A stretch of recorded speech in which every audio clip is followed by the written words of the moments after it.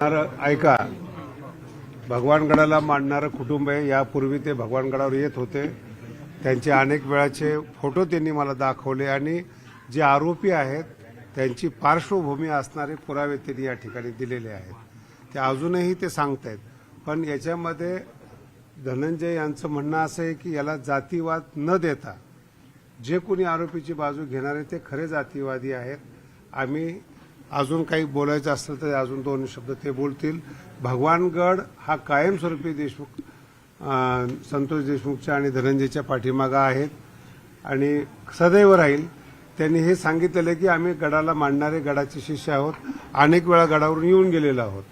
फक्त आज आरोपी जे आहेत त्यांची खरी पार्श्वभूमी काय आहेत, त्यांच्यावर किती गुन्हे आहेत हे दाखवण्यासाठी त्यांनी आरोपीचं गुन्हेगाराचं प्रमाण या ठिकाणी आणलेलं आहे. आणि संतोष अण्णांनी किती चांगलं काम केलेलं आहे, त्यांच्या ग्रामपंचायतीला किती पुरस्कार आहेत त्यांचं त्यांनी सर्टिफिकेट या ठिकाणी आणलेलं आहे. भगवानगड हा त्यांच्या पाठीमागे आहे. ते मूळचे बाबाचेच आहेत हे मला आज कळालेलं आहे. बाबाला मानणार आहेत आणि त्यांची जी जमीन आहे ती 3 पिढ्यापासून वंजारी कुटुंब करते. म्हणून जातीवाद न करता खऱ्या आरोपीला शिक्षा व्हावी हे या भगवानगडाच्या गादीवर माझं सांगणं आहे. याच्या अतिरिक्त जे काय आहे आम्ही बसून बोलू आणि त्यांना 2 घास खाऊ घालू, भगवान बाबाचा प्रसाद खाऊ घालू की जेणेकरून त्यांच्या आत्म्याला शांती मिळेल, मुलीला शांती मिळेल. तोपर्यंत आपण सगळ्यांनी लांब राहावं एवढंच माझं म्हणणं आहे. जर काही विचारायचं असेल तर धनंजय या ठिकाणी त्यांना बोलू द्या. मला महत्वाचा एक माझ्या मनातला प्रश्न विचारायचा आहे, म्हणजे मला बोलायचं आहे. शांत राहा. आता या आपल्या लढ्यामध्ये म्हणजे हा न्यायाचा लढा आहे.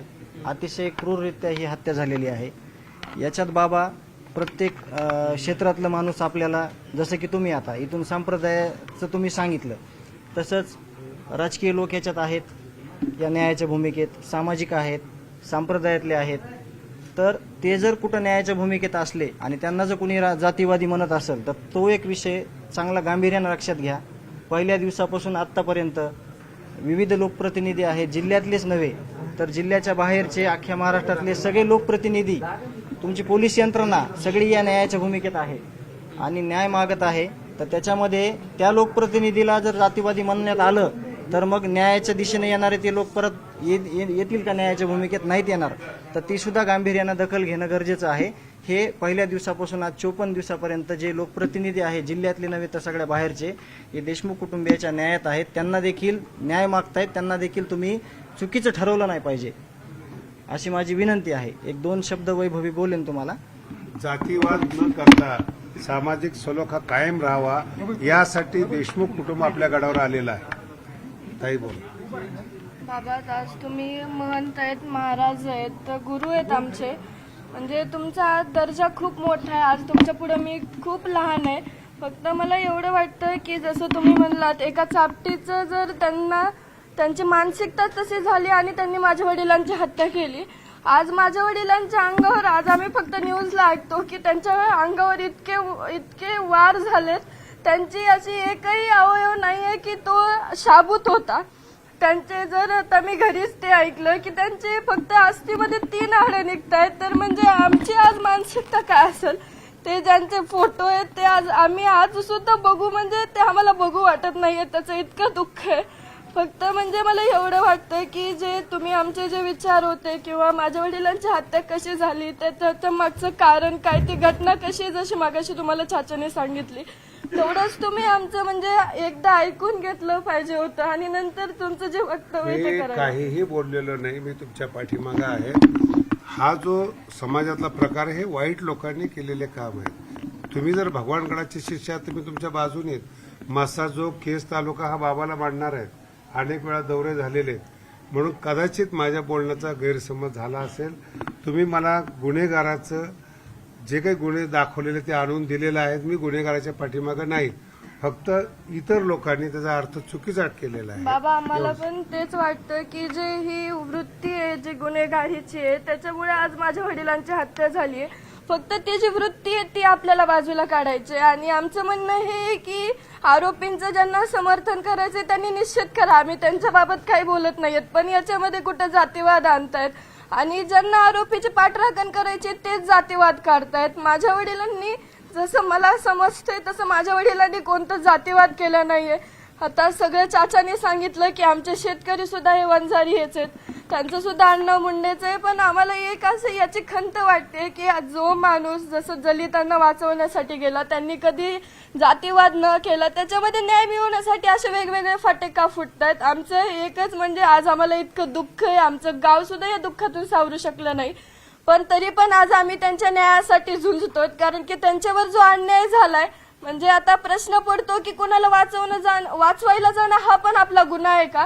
म्हणून ही जी घटना घडली ती नंतर घडून यासाठी आम्ही फक्त न्याय मागतोय. आमची अपेक्षा हीच आहे की आम्हाला लवकरात लवकर न्याय मिळाला पाहिजे.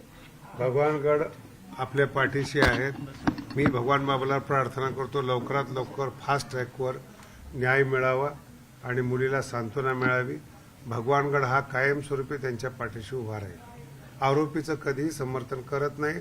त्यांनी पुरावे आणलेले की आरोपीवर किती गुन्हे दाखल झालेले आहेत. कदाचित माझ्या बोलण्याचा चुकीचा अर्थ झाला असेल तर ते आरोपी हे आरोपीच आहेत, गुन्हेगार आहेत हे सांगण्याकरता या ठिकाणी कुटुंब आलेलं आहे. गडाचंच कुटुंब आहेत. म्हणून पुन्हा एकदा महाराष्ट्राला विनंती आहे, त्याला जातीय कलर न देता न्याय मिळावा यासाठी आपण सगळेजण प्रार्थना करू. भगवान बाबा की जय. शास्त्रीजी, यापूर्वी तुम्ही काही माहिती घेतली होती का आपण या प्रकरणाची, ज्यावेळी धनंजय मुंडे या ठिकाणी आले होते भेटायला त्यावेळी? बस झाला, त्यांना जीव द्या, जेवून घालू द्या, बाबाचा प्रसाद घेऊ द्या. महाराजांना या संदर्भात जी समजा अमानुष हत्या झाली, मारहाण झाली, त्याचे काही इथं फोटो येतं,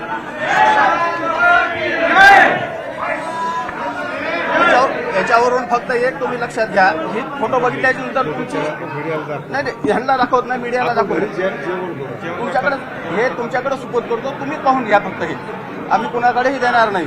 त्याच्यावरून म्हणजे ते आरोपीनं किती कसे माणूस हत्या केली हे तुमच्या लक्षात येईल. आणि ह्या बाबतीत तुमची प्रतिक्रिया नंतर आम्हाला काय ती कळवा.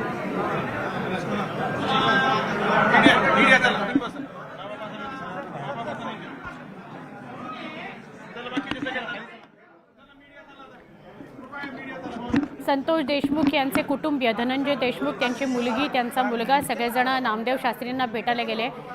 ऑन कॅमेरा या दोघांमध्ये चर्चा आपापसात सुद्धा झाली, पण ऑन कॅमेरा सुद्धा चर्चा झाली. वैभवीने आपलं म्हणणं मांडलेलं आहे.